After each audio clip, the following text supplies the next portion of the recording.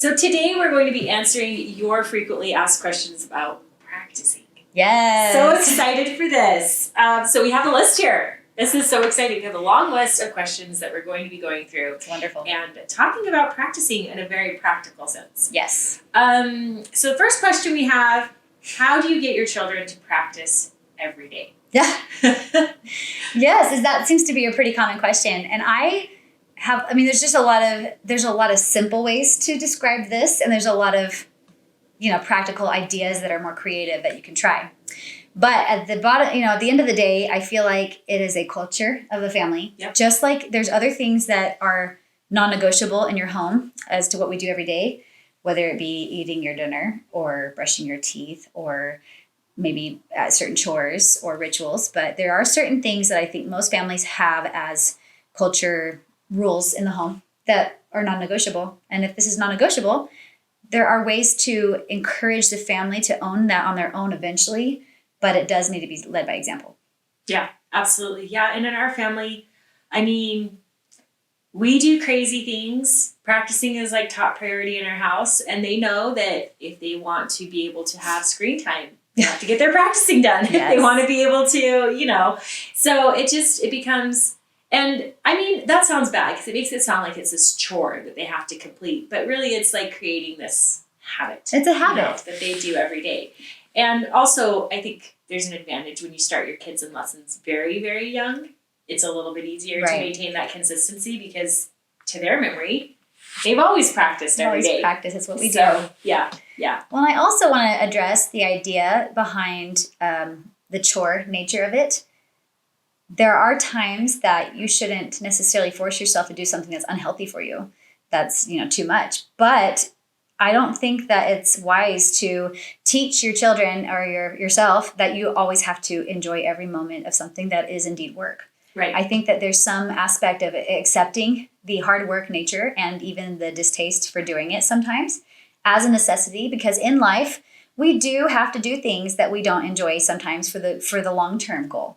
Short-term, be able to kind of branch out of that short-term thinking into long-term thinking and evaluate that and to acknowledge even the dislike of the short-term commitment as valid, Right. saying Absolutely. It's okay to be uncomfortable with this idea that you have to practice. It really is okay. I don't always want to do things I have to do every day, but I'm always glad that I did. Yeah. And almost always the hardest thing about practicing is getting started. Yes. It's like once always. they get started, then they after those first 10, 15 minutes, and they're good. Right. So, okay, let's go to another one. How long should you practice?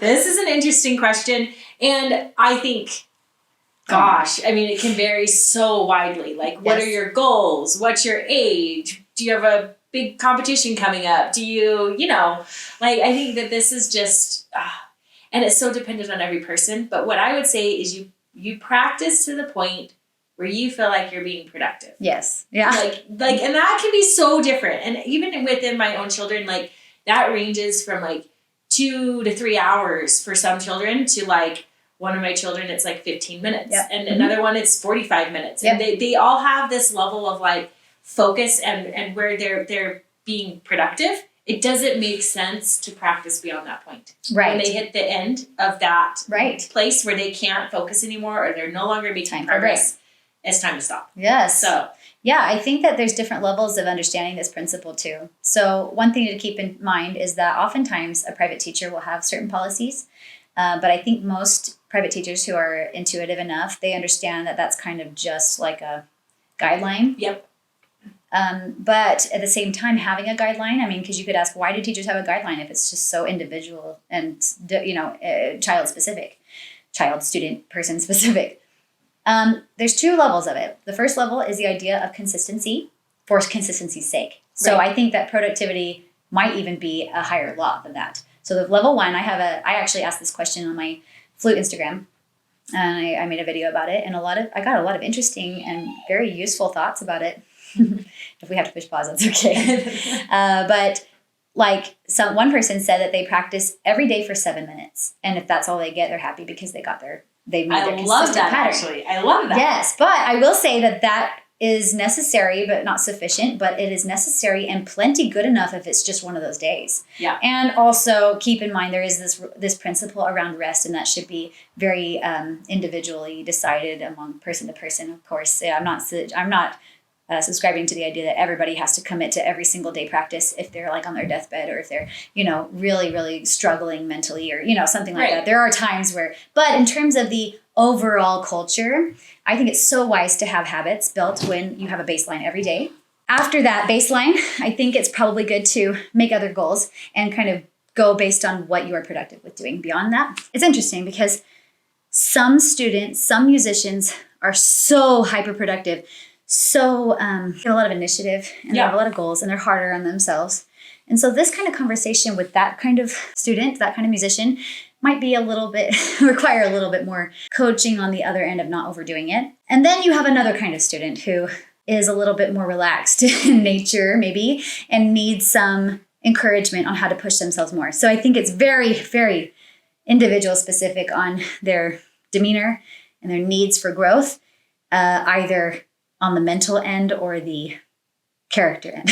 Right. So. Well, and also everybody can get a different amount done in a certain amount of time. Everybody has like different efficiency levels. That's true. And some people are incredibly efficient practicers. No, they're bless very them. focused. Very they can lucky. get through everything, and other people need a lot of time. They take a lot of breaks, and they need to think a lot, and they need to, take a lot of time to process. And right. so it's just, that is a number that you have to figure out on your own on an individual basis. And there's lots of things to consider as that's going into that. I think having a baseline number of saying, I want to do at least this much every day. That's a good starting place. That's great. A good starting place. And then after that baseline, the objective being more about an actual goal. Right. Yeah, absolutely. That's great.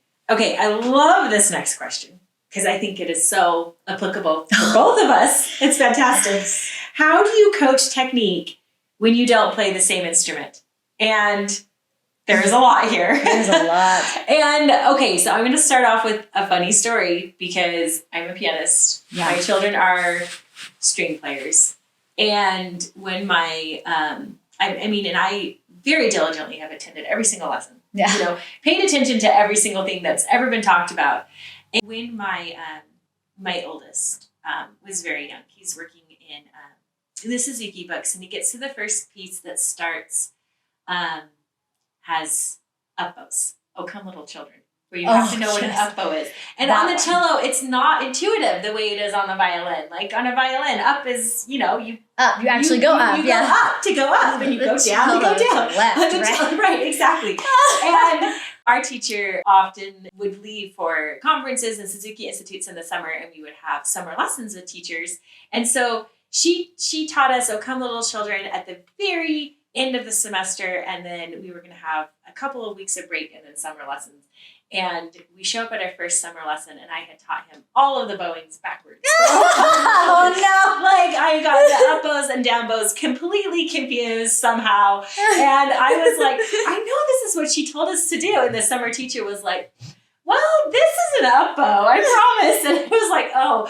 And so, I think the first thing for me is to be very okay with the fact that you're going to make mistakes. Yes. As a practice parent, yes, you're going to make mistakes. And to not be afraid of that. I learned very early on, I don't care how good of a musician I am, the technique is so vastly different that I have to be okay with messing up. Right. I have to be comfortable with this. And it was sometimes hard in my practice relationship with my oldest because he would insist, you don't know what you're doing, you're not a cello player. I ruined him forever. You don't know what you're doing, you're not a cello player. And so there was a point when I was pretty confident at this point. We've been doing cello lessons for long enough that I'd started to figure it out, where I would tell him, just to reduce fights in our practicing, I would say, if I teach you something wrong again, I will buy you a candy bar after your lesson. I promise. just to help you know, okay, yes. You can trust me enough, and I'll answer for it if I mess up again. So I don't know, but you have to attend lessons, you have to pay attention. You have to, be willing to ask questions, you have to be willing to be a learner. So It's what are true. your thoughts on this, Amber? I think that is such a great example. These string instruments and piano is unique because up until recently, it seemed like these, wind ensemble instruments, you started in the school band where you're, if most beginners were at the age where they are semi self-aware enough to manage that. And the technique for wind instruments is more playing specific than posture. I mean, there are posture things for Right. sure, but there's not as a long laundry list as there is for violin specifically. I have this, perspective of being a violin parent. I think sitting in on the lesson as a parent sounds really, to non-Suzuki teachers, it sounds a little bit like Yeah. intense and helicopter-ish. But one thing I have to point out is one thing that I learned about the Suzuki method is there's this triangle that it's based on with a team between the teacher, the student, and the parent. Because without that support at home, it doesn't really pan out very well. Right. Especially when you're dealing with like a 3-year-old. Yes, A a very 3-year-old. young child. And who needs oftentimes support. other children, and Yeah. just kind of having it be a big family commitment as opposed to this is your thing, I'm going to drop you off. I don't think that works until they're much older. Right. If they're well set up. I think if you want to maintain your investment and to have a return on your investment with music lessons, it is worth it to at least have that accountability, whether or not you're as involved in teaming up with a teacher or not. I think it's good to be aware of what's happening in the practice at home. Right. Yeah, absolutely. Okay, this question is interesting. At what age do kids typically start to initiate practice on their own? Oh gosh. I know, right? I feel like this is like, I feel like there's not an answer for this question. And I really There's wish not one there that applies was. to everyone. No, there's not. Because I initiated practice on my own when I was 5 years old.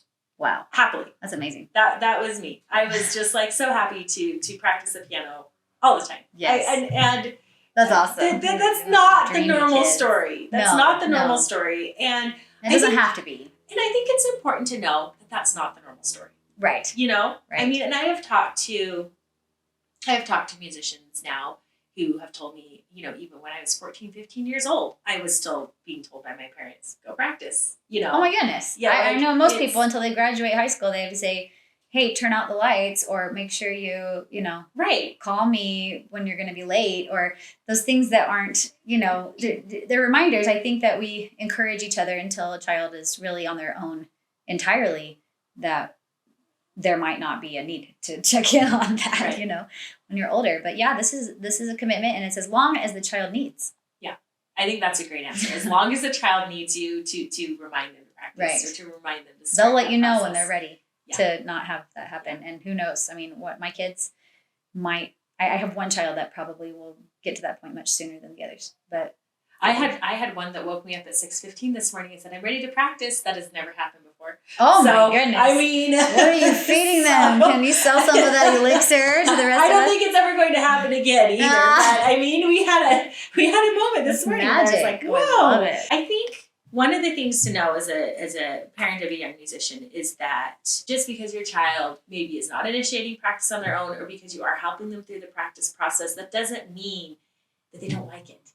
That's true. No. No. Children all really genuinely love playing their instruments. Oh, yes. But they all need those reminders. They do. This next one, and I don't know, maybe I know I have one, but maybe you have some good theory workbooks for young children. This question was asked by a cello parent specifically. Interesting. A theory specific workbook. for young Most children. of the bet for young children, I have benefited so much from piano specific books for theory Yeah. because that's just kind of more embedded into the instrument needs. So I actually don't know of any that are separated. Do you? So I'm not sure. I'm trying to think. The one that I use with very young students is called My First Music Theory, and I'm trying to think of the author name. I'll have to Okay. link it. Yeah, we'll You link know, to we'll that link it. when we find it. But it's fantastic for young children. It's very Wonderful. colorful, and there's like lots of fun games to play and things like that. And then obviously our goal with Music Mastery is to develop theory specific resources Right. that aren't necessarily piano based. Piano based. Right. There will be piano things in there because obviously pianists need to learn theory Yes, too. yes, But yes. we want to make sure that if you are a string player, that you have the opportunity to learn theory in a way that doesn't require you necessarily to look at a piano Actual keyboard. books. Yeah. And I So- know that there are methods that do that, like singing, I think there's like a Let's Play Music or Kinder Music type classes that Right. you can do in a classroom setting. I just don't Right. know about actual books, but perhaps we'll do some research too. We'll look into it. Yeah. I like the way this question is phrased. Do you let your children practice every day, even on the weekends? Do you let them practice every day? That's great. And I actually, this is interesting. Like, it used to be that we take violin with us on vacations because my daughter would want to practice or think she would want to practice on vacation. And then it would be this thing that was sitting there, and she would kind of be like, "Oh, I should be doing that," you know. But and I've gotten to the point now where if she asks to take it, I tell her no. Oh wow, that's amazing. I tell her no because it's family time. It's family time. It's family time. Yeah. And I think that if she had some, like if we were leaving on a vacation and she had some major performance coming up the next week, that would be a different situation. Yeah. You know, but we try and plan trips around times when there aren't those big things coming up where there's not this need. Like we have one coming up at the end of March where all of her performances are going to be done, and then we're going on a trip. So that she can feel like I finished out all of my March performances and now I get to take a break. Right, you know? Right. I don't know. This is something that to me personally is incredibly important. We take one day a week off. Yep. At least. But we, even if they want to practice, we take a day off. And that's as much for my mental health as theirs. Yeah, I would have to agree with that. That's something that I've only very recently incorporated. More for me, I think, than for the kids, but I think it's been a blessing everywhere. Yeah. Sundays is our day for family time and rest. Yes. And I'm starting to embrace that need more. And I think this is very individual. Some families are able to embed rest periods throughout the week. I'm not saying it has to be the strategy, but I never thought it was our strategy. But once we started doing that, our relationships with each other improved and the mental health improved, and I absolutely need it. So I can't have every day be on, and I'm trying to make sure I take breaks from other things too on that same day. Yeah, absolutely. Yeah, Sundays are our day off too. Yeah. And it's so nice. We have other traditions and things that we'll do on Sundays where we spend time together. We have movie night, or we're going to hike, or, you know, and it becomes this day that they look forward to throughout the week. They know we're going to work really hard, and then we're going to have this day where we can breathe, you know, we take a step back, and, you know, there's not that same level of pressure. We'll have, like, sometimes there'll be, you know, more meandering type of play on their instruments. I'm not going to disallow that. Yeah. Like if they're going to just play for enjoyment a little bit. And that's the same at our house. Like, giving a performance as a gift to somebody, or listening to a score, but not playing, you know, some more restful kinds of practice if you're going to, you know, there's ways to do it. Basically, I guess if they were to pick up their instrument and want to play, that's different. I wouldn't say, but like completely guided. It's not for, you know, for but I wouldn't step in and start helping with practice. Right, on that day. That's a day that I'm off. That's my day off. Yes, so, those are important. It's important to take days off. Rest is just as important as practice. It is. So